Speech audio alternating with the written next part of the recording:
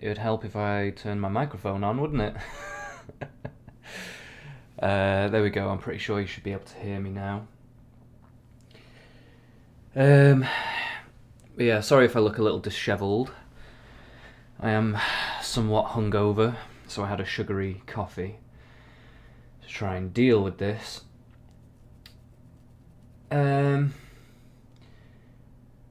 But let's get into what I really want to talk about because I don't really want to ramble on about too much weird stuff or personal things.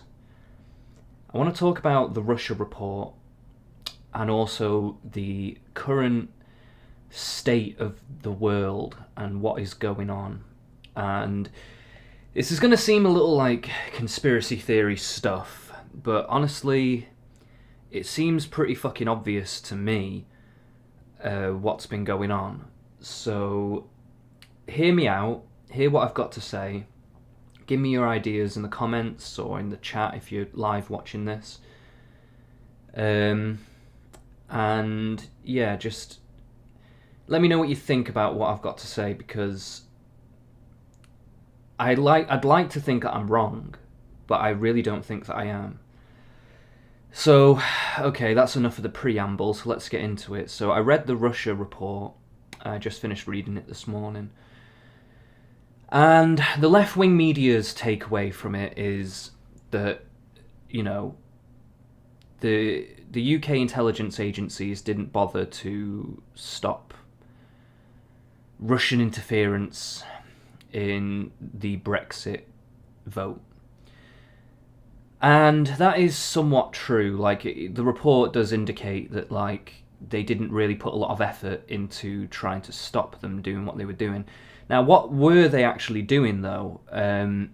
That's a good question. Well, essentially what they were doing was making fake Facebook and Twitter accounts and largely just arguing with people online in a pro-Brexit fashion and spreading misinformation. They have also been donating money to various different organisations and charities and movements and things like that. It doesn't actually specify in the report which organisations or which things that they've been donating to, but I assume that they know because how else would they be able to figure that out, that they were doing that, unless they had a paper trail of who they're actually donating to. But it doesn't actually say in the report, or maybe it's censored, so that obviously then Russia doesn't know what they know. So that, you know, is fair enough. But I have some suspicions as to who they may be donating to. And to be honest with you, I think it kind of is obvious, and it's probably Black Lives Matter. And it doesn't really matter that it's Black Lives Matter in some respects. It's, for Russia, it doesn't really matter who it is.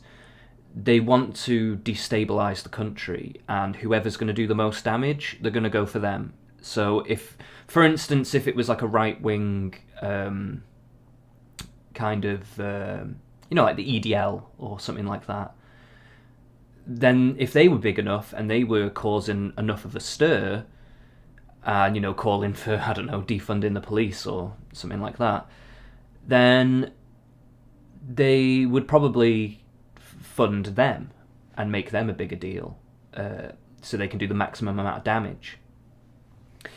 But at the moment, it's Black Lives Matter, so they've picked them. And I think they also picked them for a number of different reasons, because I was reading up about Putin, his stance on communism and socialism and, Lenin and Stalin and all that stuff. And he has said that he actually thinks socialism and communism is a failed idea. And, basically you just shouldn't really implement or try to implement socialism on a large scale. However, he knows firsthand how devastating that political practice can be, that economic practice can be. And so supporting movements like Black Lives Matter that are essentially there to implement Marxism, then it makes a lot of sense, really, when you think about it. It makes a lot of sense for him to back something like that because he knows that it will fuck up the country, basically, and make us weaker. So, yeah, the more that Marxism is well received in the West, the stronger that makes countries like China and Russia, because they are not going to implement those things because they've implemented them in the past and to devastating results, and they know firsthand all about that. But they will always obviously take the benefits of such things like the authoritarianism and the control that they can have over the populace and the control they can have over their minds. They will definitely take that power that came out of socialism, or just authoritarianism in general. So, where is all this going? Where's Russia heading with all this? Why do they want to destabilise the UK? Why do they want to destabilise the US? I think the answer's pretty obvious, really. They want to be a bigger power in the world, and they want to have more power than, the US or the UK or just any Western European stuff. They just want to have more power, and I expect that they're gearing up for war. One thing that I took away from the Russia report was that China and Russia have actually been doing military exercises together, and they've been aligning themselves together. I've suspected this for a while. I didn't actually know if it was going on. Apparently they're gaining alliances with Muslim countries. I did predict this. I had like a bit of a Facebook. I've deleted Facebook now, by the way, because I honestly think Facebook is a lost cause. But back when I actually thought that maybe saying things on Facebook could make an impact on people, I had a little bit of a rant about what would happen if there was a third world war. And I said that Russia and China would probably align themselves. And I said that some of the Muslim countries would probably align with them as well. Not because they economically want the same thing, but they just want to overthrow the West, essentially. It's kind of like a common enemy will bring people together kind of a thing. So that's what's probably going to go on there. Apparently Russia, in the Russia report, it does say that Russia has been apparently making friends with certain Muslim countries. It doesn't actually say which ones, but I guess Syria would be one, definitely. But there's probably numerous, probably Iran, I would imagine, and probably Iraq or something. But yeah, there's various things going on that are deeply concerning, and I honestly do think a war is imminent. China themselves have been buying up all the old trade routes of the British Empire, all the water, basically all the trade routes through the Mediterranean to India, through to China. They've been buying all that up and building military bases and things like that. They're basically positioning themselves to have the best advantage when they strike first. I also think coronavirus, this is probably a little bit more conspiracy theory now, but I am more in the mindset now that coronavirus was a strategic attack, essentially. It's like military. What in medieval times they used to throw cows and dead bodies and heads over the walls of castles they were sieging to spread disease, and obviously it weakens the. It obviously it just weakens the defences. It means that the people defending the fort or the castle will become ill and they can't fight anymore. And yeah, I kind of think China may have sacrificed some of their own people with coronavirus. They picked Wuhan because that's where the lab is that they study this stuff. And it was just kind of convenient. And they decided to do it there, and then they walled off Wuhan.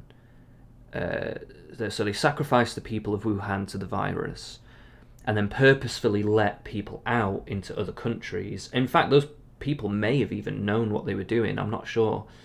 They may have been like agents or something, knowing that they had the virus and, come over to spread it.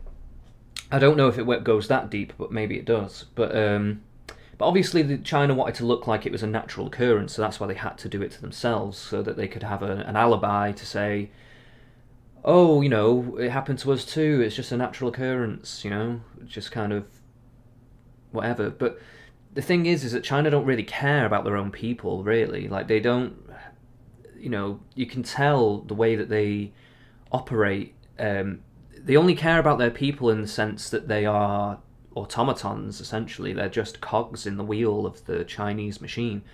They just want to control them. And if they have ultimate control over them, then that's all they really care about. And so releasing something like this virus on them to then release it into the world to weaken the West on purpose, I think that is a first step in a war. Like, if China went to war with us right now, we'd be in a pretty fucking shitty spot to deal with that. In fact, most of European countries would be. In fact, the economic fallout of what is going to happen from COVID is going to be pretty bad. There's going to be massive famines all over the world. Hundreds of millions of people are going to die of starvation because of the economic lockdowns. Also, the countries that are maybe not having famines, but they are like, the developed nations, they're going to be dealing with lots of unemployment, probably mass unrest, no real social cohesion, no real sense of national pride or national togetherness, if you want to call it that. And honestly, I think it's going to be really bad for us. It's going to be really, really bad for us. Russia and China, they're very organised. And this is going to seem a little off base, but just follow my logic here for a second. I've been reading up about the gangs of New York. If you know the film, go back and watch the film, and think, when you watch that film, think about what's going on today. Because 1800s New York, mid-1800s New York, is kind of like a microcosm of everything that's going on right now. And it's very... If you want to know how to deal with this shit, if you really want to know how to deal with all this stuff, then you have to learn how they dealt with it then.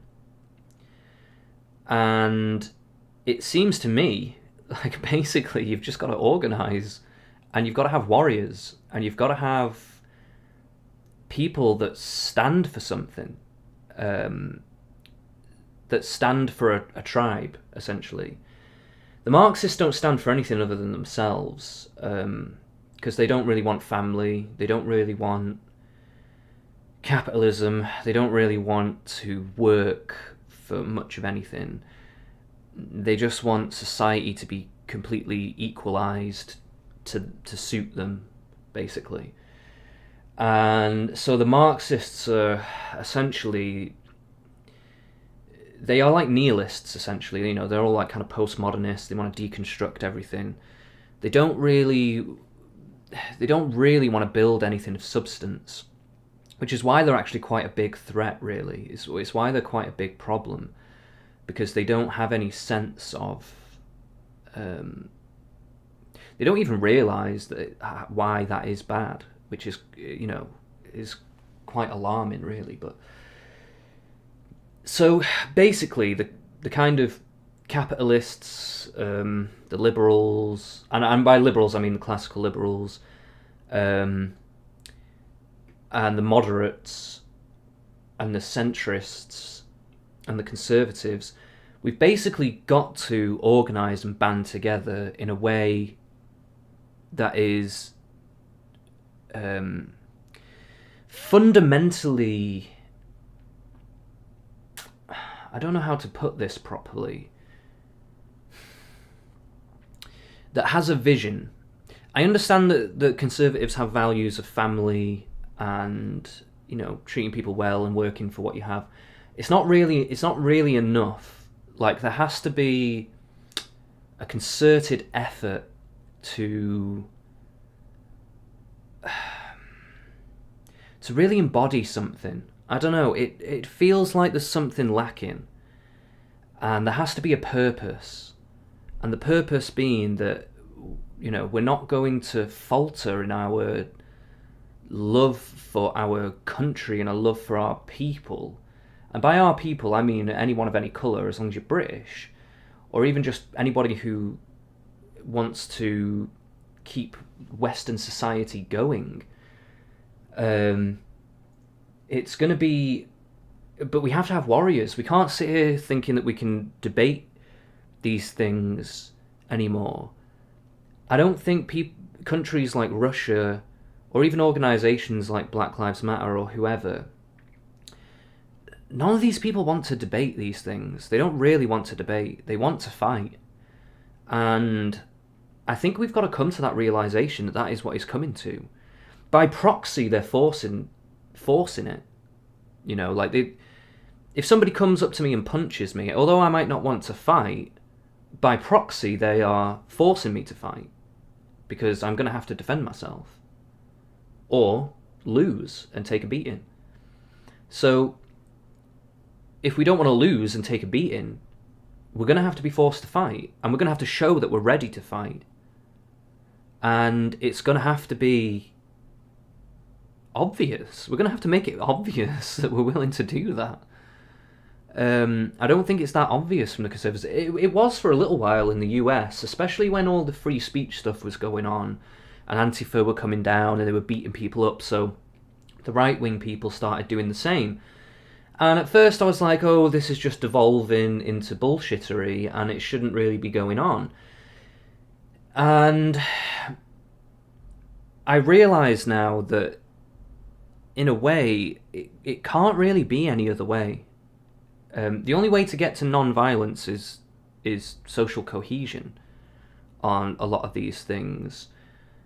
Or at least a culture that is accepting of different points of view.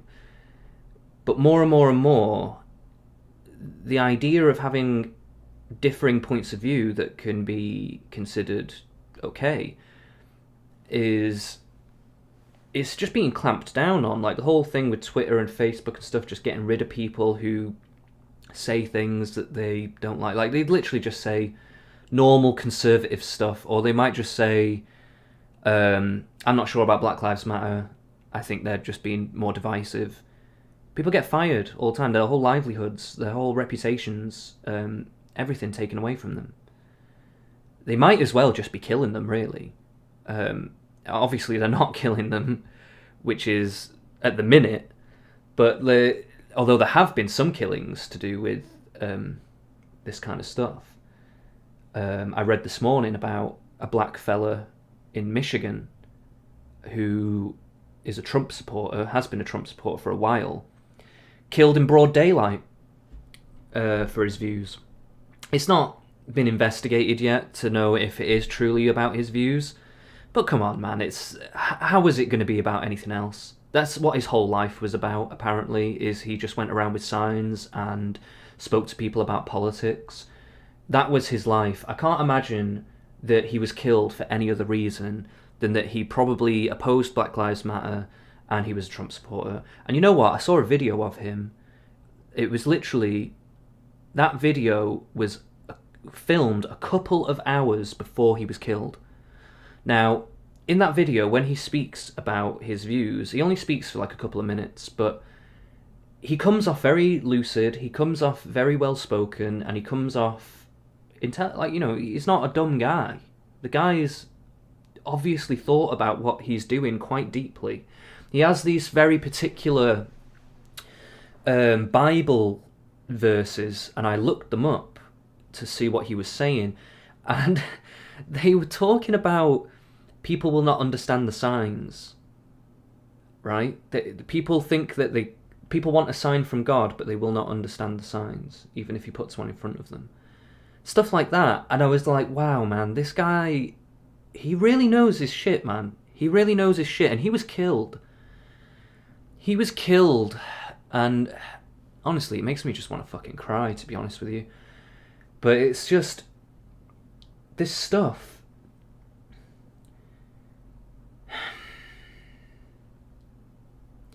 it's really going somewhere bad, and I've been speaking about it for a long time, and I've been trying to tell people who are caught up in all this stuff to move away from it,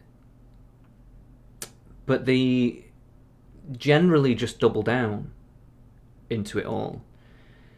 More people are bothered about Russia potentially interfering with Brexit than Russia potentially trying to start a war with us, or agitating for one, or weakening us for the prospect of a war. That's the biggest takeaway from the Russia report for me. I couldn't really be asked about Brexit. To be honest with you, Brexit is hardly even mentioned in the report. Hardly mentioned. It's just, the left-wing media. I wouldn't be surprised if Russia has some ties to the left-wing media. I really wouldn't be surprised, because the left-wing media has been doing a lot to subvert. I mean, they might just be doing it of their own volition because of their own ideologically driven bullshittery, essentially. Their own arrogance. But so maybe Russia doesn't need to fund them, but I wouldn't be surprised if they did, to be honest with you. I wouldn't be surprised. Now, there is another side to this, and it could be that part of the reason why the British government hasn't been dealing with Russia and the problems with Russia is because Russian oligarchs have been giving money to the British government in order to, basically look the other way.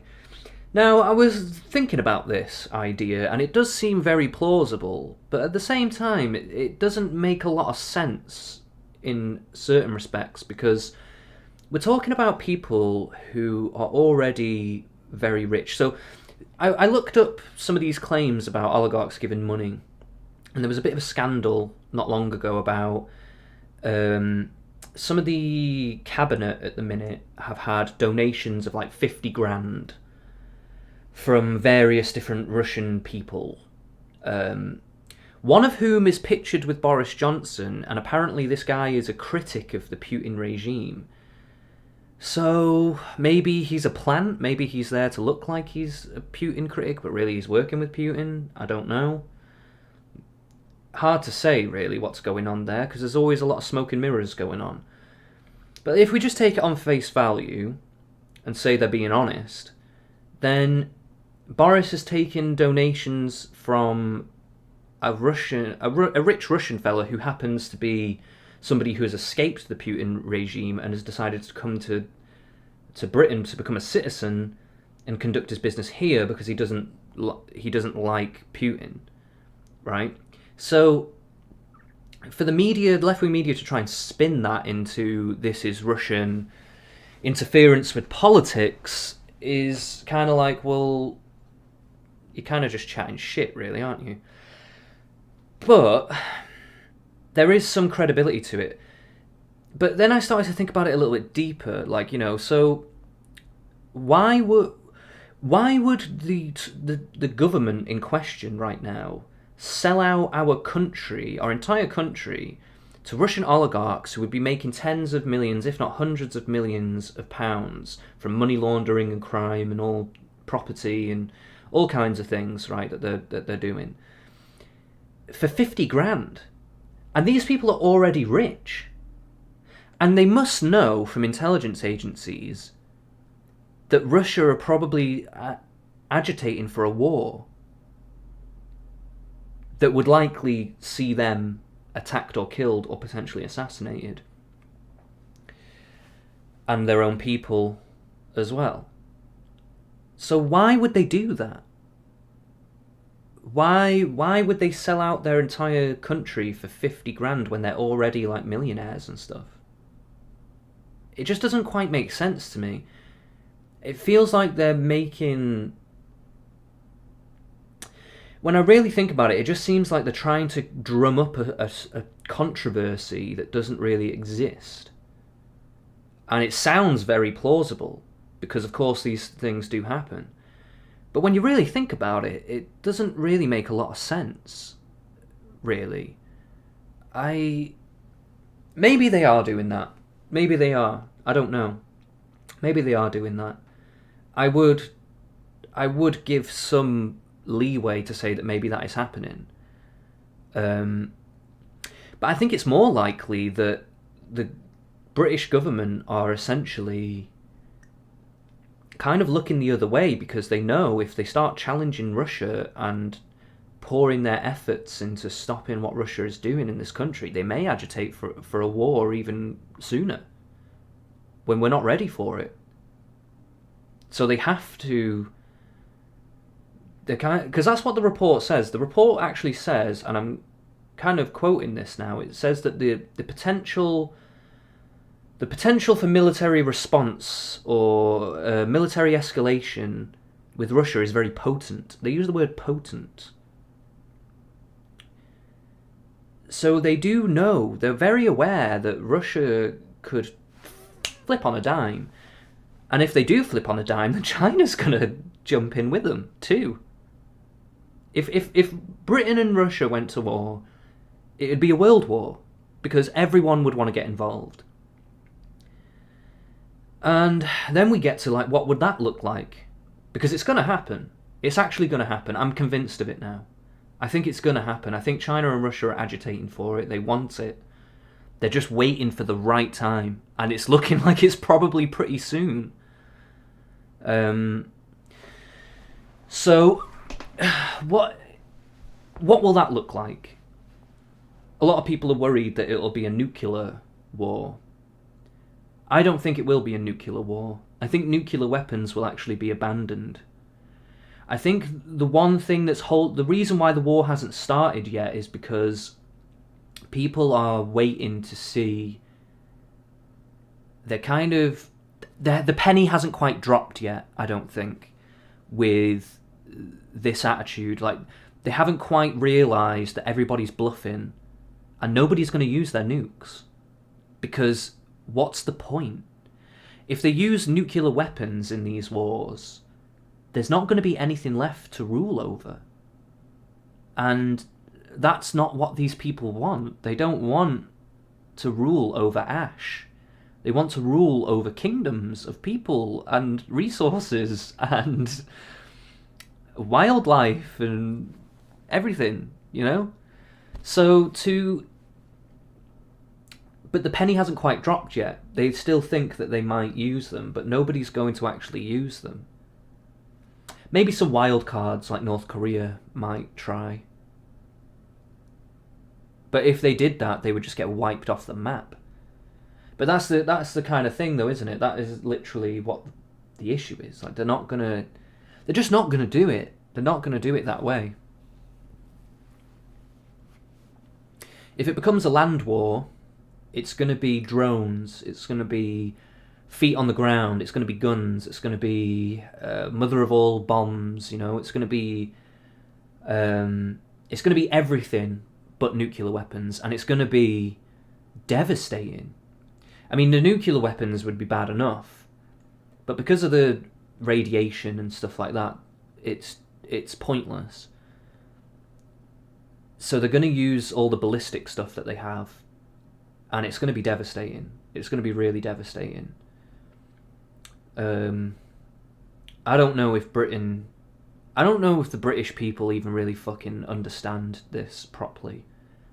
I don't really think they do. I think my idea of the general public and what they understand of what's going on is that the Tory government are just these people who are selling out the country to all these other people, and we're kind of worthless, and we don't even care about our own people, apparently. And it's just a very dim view. Not only is it dim, but it's also very 2D. It's very low resolution, a lot of the way that people think about things. The way that they think about politics.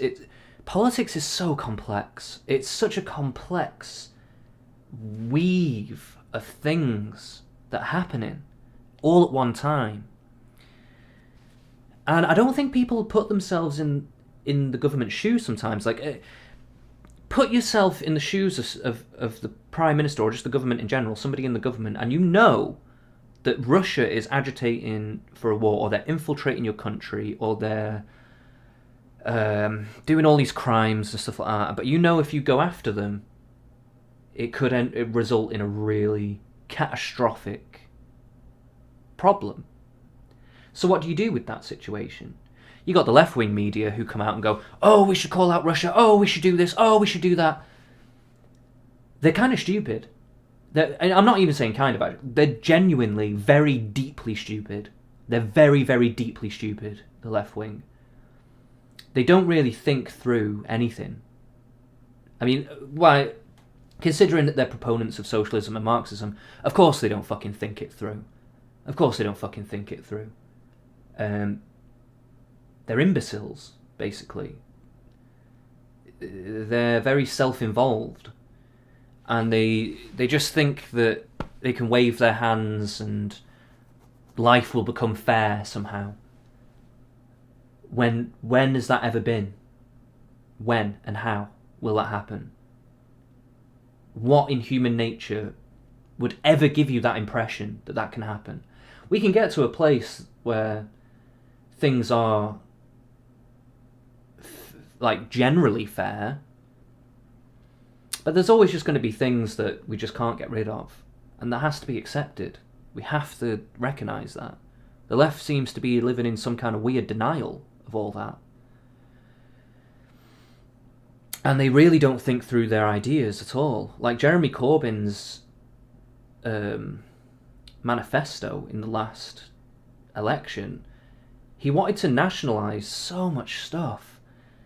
Like, it's one thing to have a national health service, it's one thing to have a national transportation service, there's national energy services, nationalised, what else was it? There was other stuff. I can't remember everything off the top of my head, but he wanted to nationalise loads of stuff. He wanted to borrow loads of money as well. He wanted to borrow a lot of money.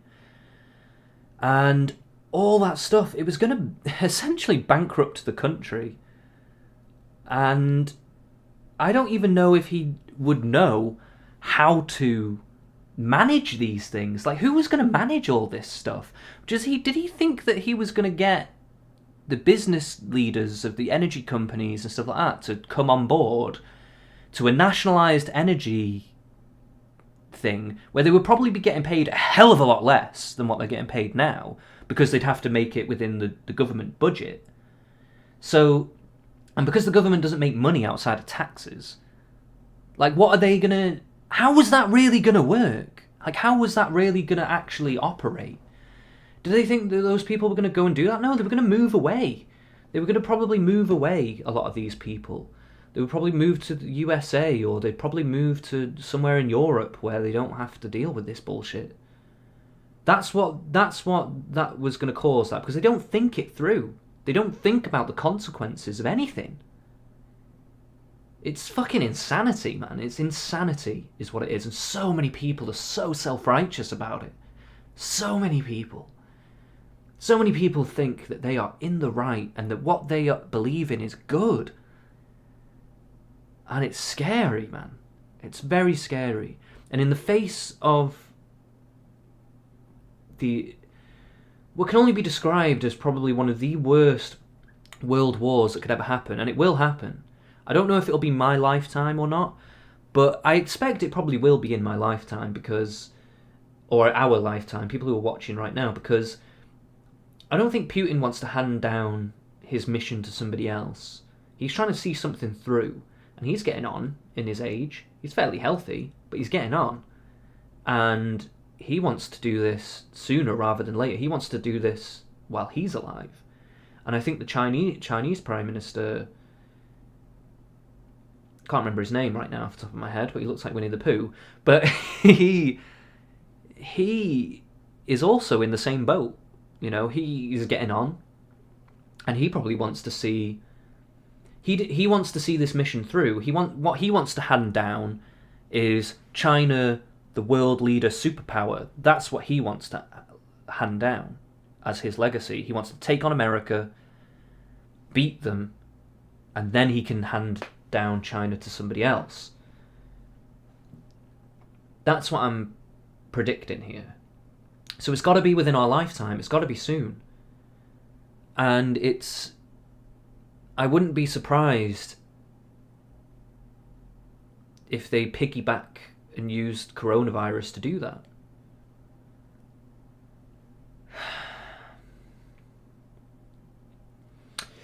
So those are my crazy conspiracy theories. I hope I'm wrong. I really do, because this could be deeply bad. If it does go that way, I think I'll have to fight. You know, I've not been in the army or the police or anything like that, but I have some knowledge of battle tactics and stuff like that, just from reading history and playing Total War. So maybe I'll have some level of worth to the fight. I don't know. But I'm going to have to fight. And people are going to have to start thinking about fighting. Like legitimately fighting. With guns, or even in the streets, urban warfare. With melee weapons. Honestly, it's going to be some next level shit. I really do think that. And these left-wing people really need to fucking get a grip and see what the fuck is going on here. They really do, because the left is fucking lost right now. And they're doing a lot to fuck this country. Like, if this happens, the left-wing are basically fucked this country in a big way because of that. Man. Yeah, I really hope I'm wrong. Really do. I really, really hope I'm wrong. But I really don't think I am. I really don't think I am. I think the writing is on the wall. It's right there. It's in your face, man. Everything is in your face. The way China have been conducting themselves and operating, they, like, internationally. The way Russia has been acting. Like, you know, you rarely get an insight into these things. And the Russia report, honestly, I really advise people to read that Russia report. I've linked it in the stream. Please read it, because it is a fascinating insight into how intelligence services work and what they do. There is a lot of retracted stuff in there. So, and you can kind of get a gauge on what they're retracting at times. But, you know, obviously we can never really know. But, like, even still, there's a lot in there that is really interesting. And it is... I've been suspicious of this stuff for a while, but this Russia report has really been a nail in the coffin for me. It's really, really showing how imminent this stuff is. It's going to be in the next few years. It really is. It's going to be the next couple of years. That's when we're going to see this stuff ramping up. With everything that's happened in the USA right now, with the Black Lives Matter and burning everything down and stuff like that, you know, it's leaving us very weak. If the USA falls, they'll probably strike for the USA first before they would ever go for the UK. I'm not sure about that. I don't know, actually. I don't know who they would go for first, but probably the USA, I would say. Just because they're the biggest guy. It's like you take out You know, it's like, say you're fighting three people, take out the biggest one first. That's what they always say, isn't it? You know, when you go into prison, find the biggest guy, knock him out. It's the same principle. They'll go after the USA first. And the USA is fairly weak at the minute. Its police forces are spread thin. A lot of them are even being called to be defunded or abolished. A lot of mayors are giving in to these kinds of demands. The economy has taken a huge hit, not just from COVID, but from the riots as well, that have been ongoing for like 6 or 7 weeks and don't really show any signs of stopping. The media isn't reporting on it as much, but they're still going on.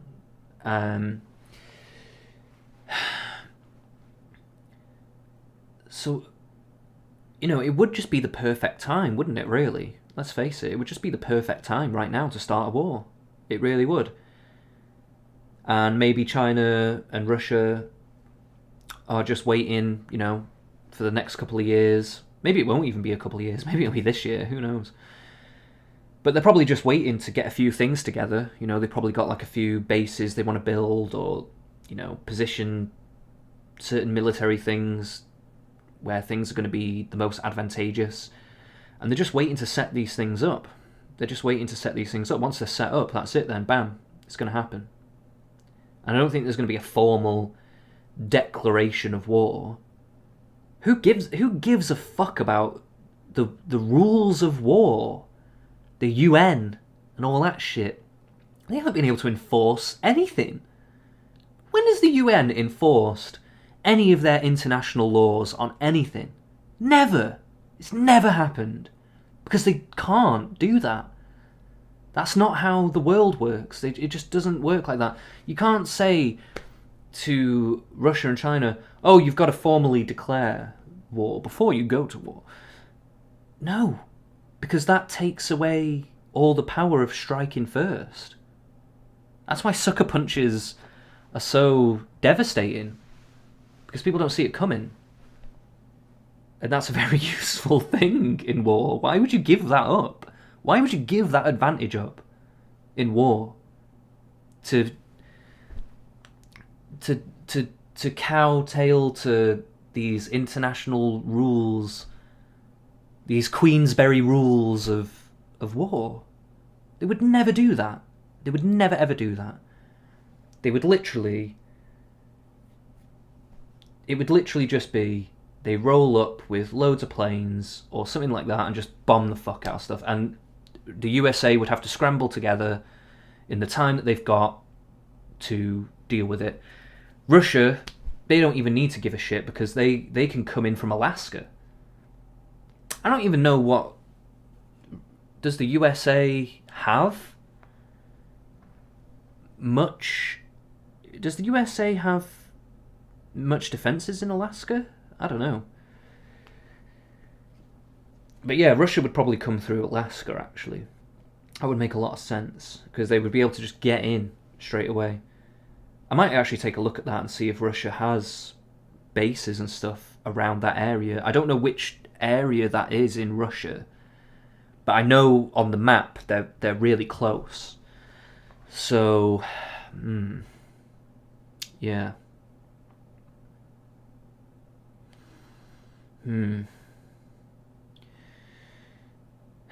So, that's my thoughts and feelings on what's been going on and the current state of things. I think we're heading towards a third world war. I wouldn't normally say these kinds of things. I'm only saying what I'm seeing, really. And again, I would love to hear your opinions in the comments, because maybe I'm missing something. Maybe I'm just completely reading into things that are just, you know, nonsensical babble bullshit. But I really don't think I am, man. It seems like the UK, from the way that the report was written, it seems like the UK is just really not prepared for any of this shit. It seems like we've been resting on our laurels for a long time and not really knowing what the fuck we're doing with anything. Like there was these things about, you know, the intelligence agencies don't even really work together properly. They do on certain tasks, but they don't really convene a lot, which seems very inefficient to me.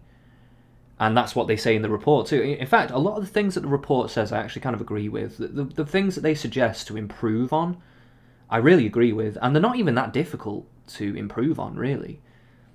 And it's a kind of it's a wonder that it hasn't already happened, really. But yeah, that's what I think and feel. And so thanks for watching. And yeah, give me a like, give me a subscribe, or whatever. I don't even know if any of this shit is going to matter soon. What the fuck is a like and a subscribe going to matter when the bombs are dropping? But yeah, thanks very much, and I'll catch you on the flip side. If the flip side even exists in a few years' time. Yeah.